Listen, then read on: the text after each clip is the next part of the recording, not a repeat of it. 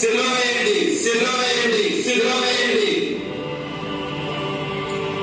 సరే, మీ కోరిక ప్రకారమే మరణదండన విధించదలిసిన ఈ పస్కల్ పండుగ దినమున ఒకరికి మరణదండన రద్దు చేసే ఆచారము హక్కు మాకు ఉందని మీకు తెలుసు కదా. కనుక ఆ ఆచారం ప్రకారం ఈ యేసుని విడిచిపెడుతున్నాము.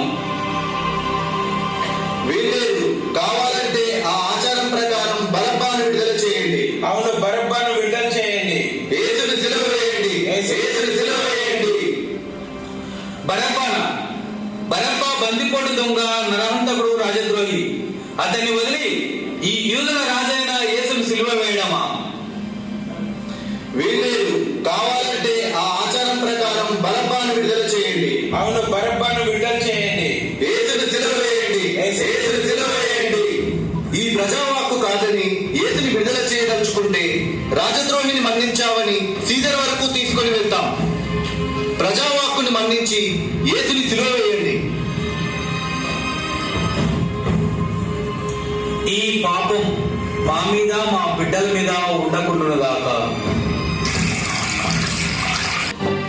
రెండవ స్థలం, భారమైన శిలువ మ్రాణును యేసు ప్రభుని భుజములపైకెత్తుట. యేసు క్రీస్తువా, మిమ్ము ఆరాధించి మీకు స్తోత్రము చేయుచున్నాము.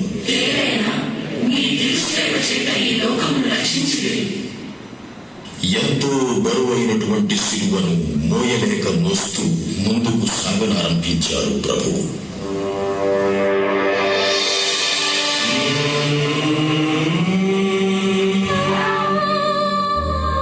ఆయనకు నా అనేవారు శూన్యం.